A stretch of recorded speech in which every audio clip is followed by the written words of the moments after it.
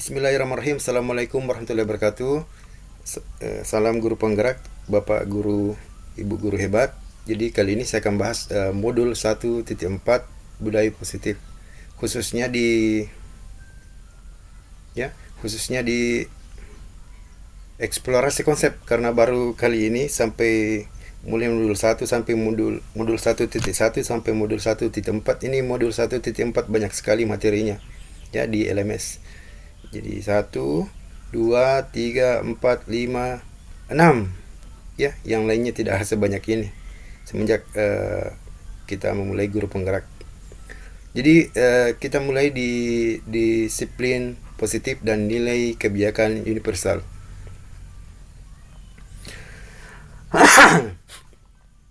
Oke, di disiplin positif dan nilai kebijakan universal ada beberapa kolom nomor. Ini kolom nomor ini terdapat beberapa materi, nomor 1 sampai nomor 7, kemudian nomor 9 sampai nomor 13 pertanyaan untuk CGP untuk dijawab. Jadi kita fokus ke beberapa materi saja, tidak semua. Kemudian kita fokus ke jawaban dari saya di pertanyaan nomor 7 sampai nomor 13. Ya, seperti biasa untuk nomor 1 dan nomor 14. Nomor 1 biasanya pembuka, nomor 14 biasanya penutup. Jadi kita lompat ke nomor 2. Ya. Di nomor 2 sama seperti sebelumnya, ada tujuan pembelajaran untuk topik ini, kemudian tanggapan reflektif ya. Jadi ada tanggapan reflektif, pertanyaan pertama dan kedua bervariasi antara yang bersedia membuka dan tetap bertahan hidup kepalan tangan. Ini hubungannya tadi di nomor 1 ya.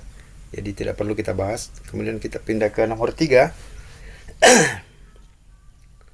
Di nomor 3 kita masuk di materi ya, materi inti dari Dr. William Glasser ya. Ini masuk dari tujuannya, yaitu dapat menjelaskan makna kontrol dari paparan Dr. William Glasser serta miskonsepsi yang terjadi di kehidupan sehari-hari.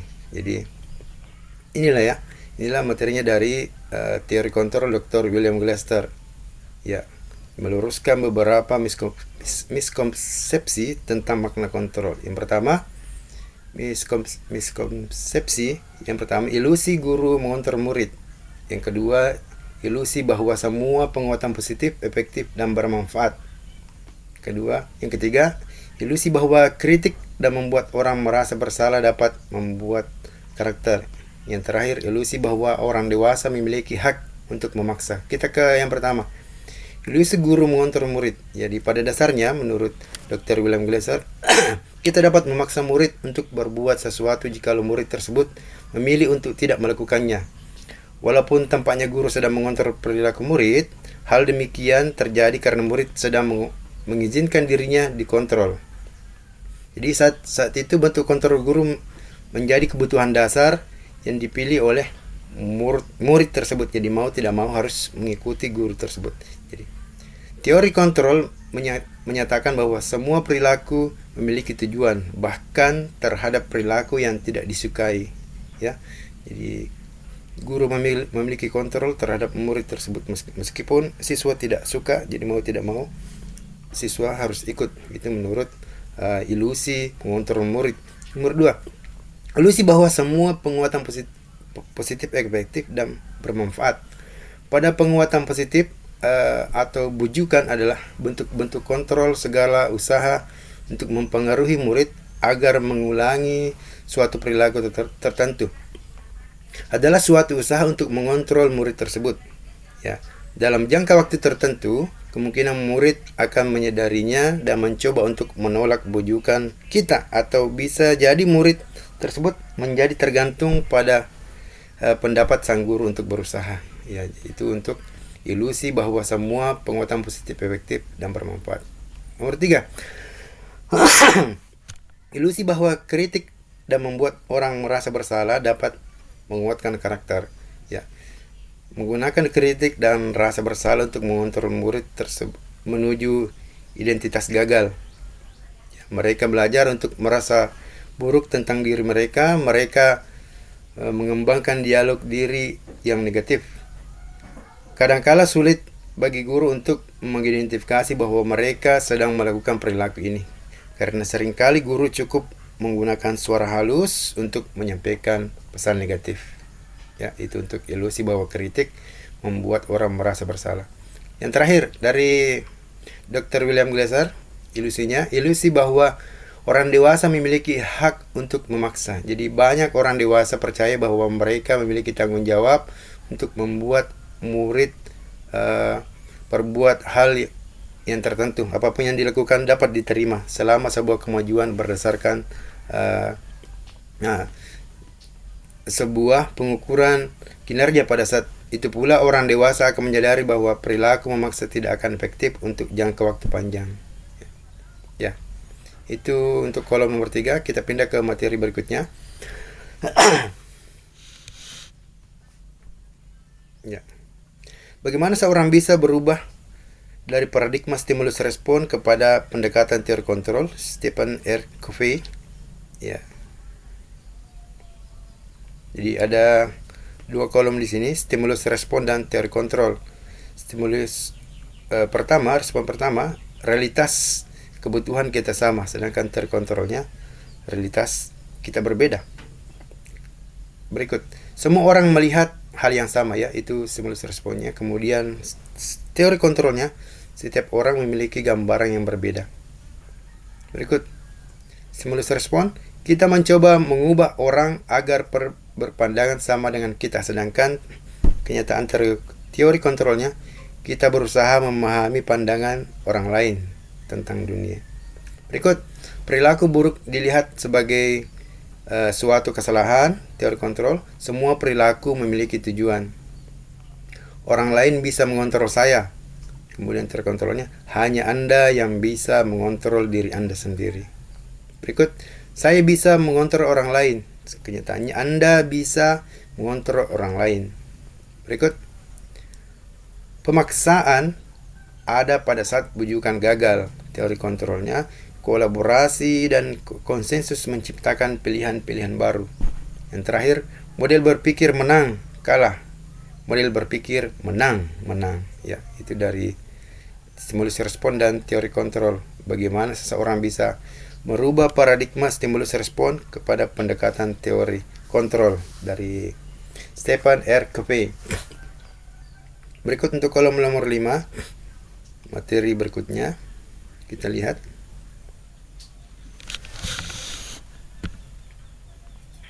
Ya, makna disiplin. Ya. Ini membahas tentang makna disiplin. Mengapa kita melakukan sesuatu, mengapa kita berperilaku, ya. Apakah ada dorongan atau ada dorongan dari orang lain, baik itu intrinsik maupun ekstrinsik, ya. Itu di kolom nomor 5, ya. Makna disiplin. Di kolom nomor 6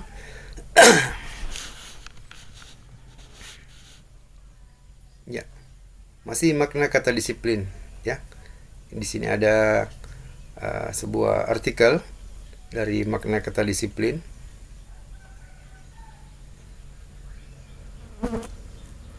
Ya.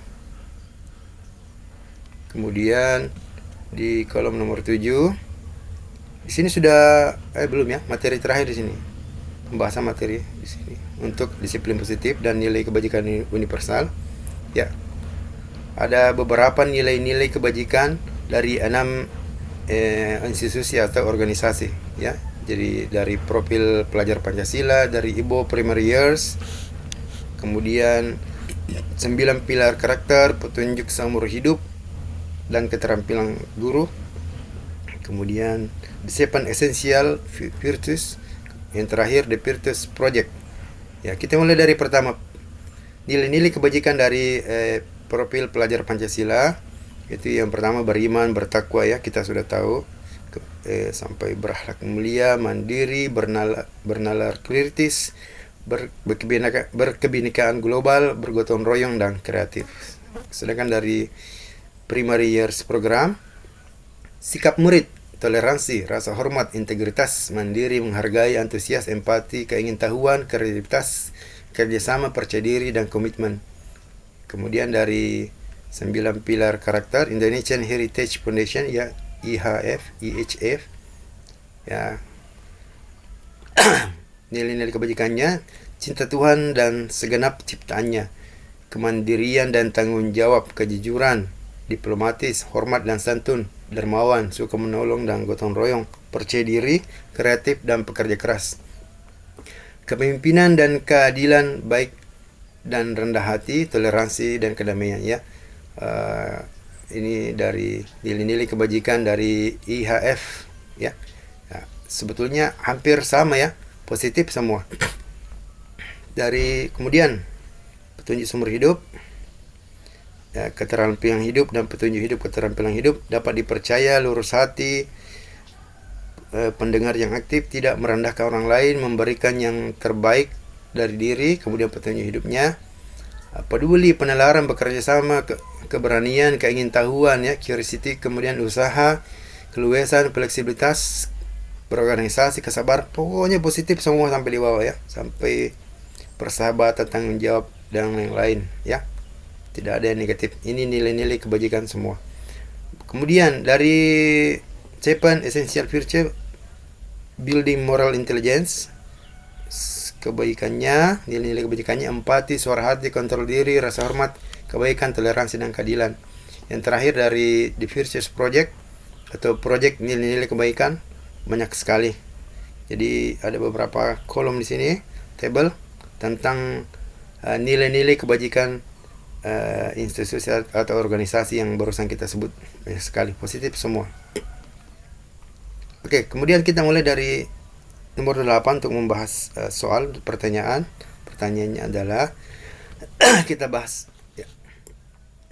Mungkin pada awal motivasi Anda mengikuti program guru penggerak ini karena ingin mendapatkan suatu penghargaan tertentu. Namun seiring Anda mengikuti program ini, PGP ini, kemudian menikmatinya, mungkinkah motivasi Anda berubah menjadi sebuah keinginan untuk menjadi guru dengan nilai-nilai yang Anda yakini? Bila itu terjadi, apa dampaknya untuk diri Anda? Apa yang Anda dapatkan? Mengapa hal itu penting untuk Anda? Jadi jawaban saya di sini, ini jawaban dari beberapa teman-teman, ya. Kita cari jawaban saya. Ya. Pada awalnya saya mengikuti program guru penggerak, motivasi diri saya adalah untuk meningkatkan kompetensi saya dalam menaikkan jenjang karir dan mendapatkan ilmu baru. Tetapi setelah saya mengikuti program guru penggerak ini, banyak sekali ilmu yang saya dapatkan di luar dugaan saya. Mulai dari perubahan mindset yang tentang filosofi pemikirannya Ki Hajar Dewantara, dan bagaimana menciptakan pembelajaran yang berpusat pada murid, merumuskan visi bagaimana mewujudkan dan budaya positif nantinya berguna untuk diaplikasikan di lingkungan sekolah, ya. Jadi jawaban saya. Berikut pertanyaan berikutnya di nomor 9.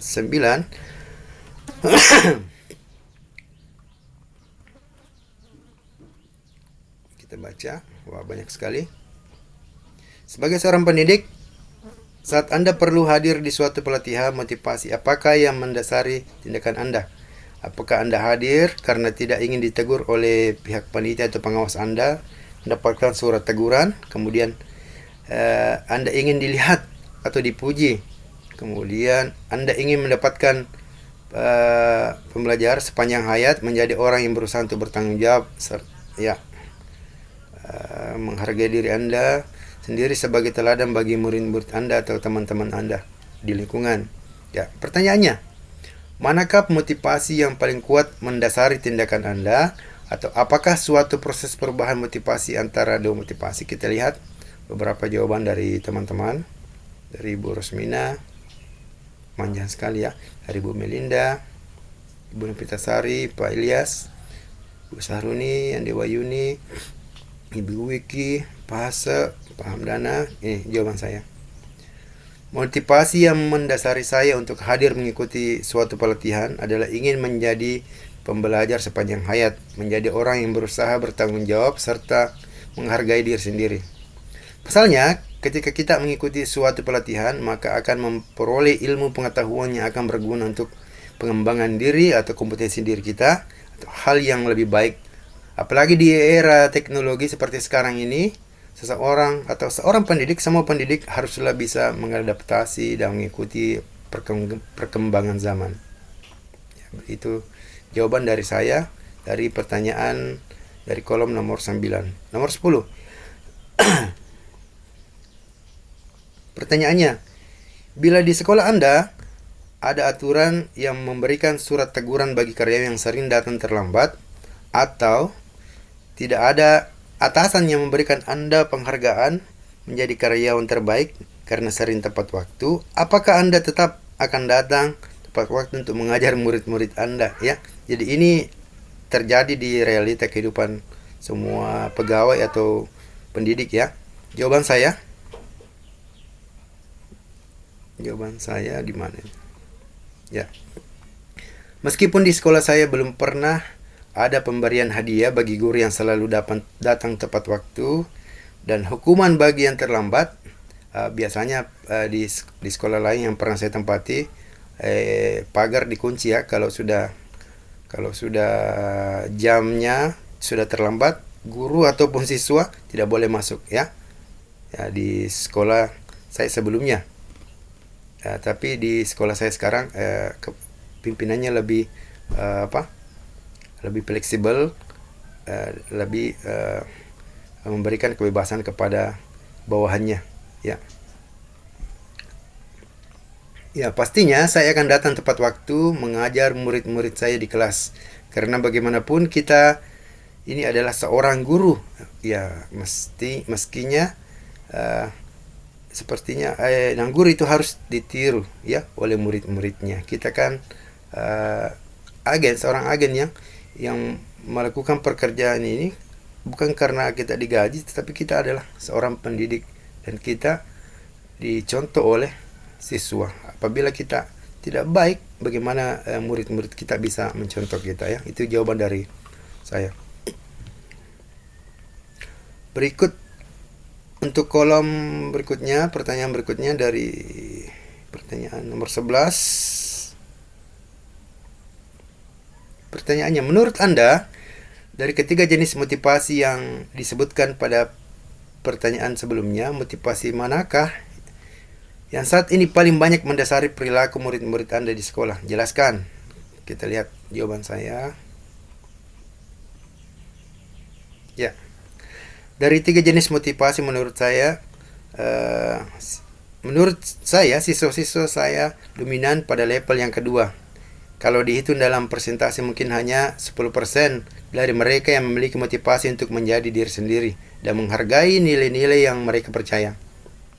Sementara 20% karena menghindari hukuman, sedangkan yang dominan adalah karena ingin mendapatkan penghargaan berupa nilai yang memuaskan, yakni sekitar 70%. Ini terbukti dari tugas saya berikan. Jika diberi stimulus atau pancingan akan dikasih nilai, mereka akan bersemangat mengerjakannya. Namun hanya sekadar pemberian materi, maka hanya sedikit yang bersemangat, yang berusaha mengembangkan materi tersebut untuk bermanfaat dalam hidup mereka ya. Jadi kalau diberi stimulus atau diberi pancingan akan lebih bersemangat ya. Sebaliknya kalau tidak, hanya sedikit ya. Itu jawaban dari saya untuk kolom nomor 11. Berikutnya kolom nomor 12. Pertanyaan berikutnya, strategi apa yang selama ini Anda terapkan untuk menanamkan disiplin positif pada murid-murid Anda? Bagaimana hasilnya pada perilaku murid-murid Anda? Oke, kita lihat jawaban dari teman-teman ini. Ibu Sahruni, Ibu Andi Wahyuni, Pak Hase. Ya, jawaban saya. Strategi yang sudah berjalan selama ini adalah membuat kesepakatan kelas ya. Jadi sebelum mengikuti guru penggerak, saya sudah membuat kesepakatan kelas sebelum memulai pembelajaran ya di awal semester. Di awal tahun ajaran baru yang disepakati antara guru dan siswa. Dilakukan dengan penuh konsekuensi, melakukan refleksi, kemudian evaluasi secara berkala terhadap kesepakatan itu untuk melakukan perbaikan berkelanjutan. Jadi saya membuat kesepakatan kelas strateginya ya. berikut nomor 13, pertanyaan terakhir. Nilai-nilai kebajikan apa yang Anda rasakan penting saat ini untuk ditanamkan kepada murid-murid Anda di kelas, di sekolah? Mengapa? Jadi nilai-nilai apa yang penting ya? Kita lihat jawaban saya. Yang saya ajarkan adalah nilai-nilai spiritual terkait dengan ibadah kepada Sang Pencipta, nilai-nilai moral ya, nilai-nilai moral baik untuk diri sendiri yaitu disiplin, tanggung jawab, mandiri, yang lain-lain, kepada diri sendiri dan kepada orang lain yaitu sopan santun, kerjasama, saling menghargai dan lain-lain, maupun nilai moral untuk di lingkungan ya, seperti itu. Itu jawaban saya dari nilai-nilai kebajikan yang Anda rasakan penting ya untuk siswa untuk saat ini. Oke, untuk kolom nomor 14 ini adalah penutup ya. Seperti saya bilang dari awal tadi, 1 pembuka, 14 penutup ya. Jadi ini adalah penutup untuk disiplin positif dan nilai-nilai kebajikan ya. Baru pertama ya, masih ada beberapa materi. Oke, sekian untuk saat ini. Terima kasih. Assalamualaikum warahmatullahi wabarakatuh.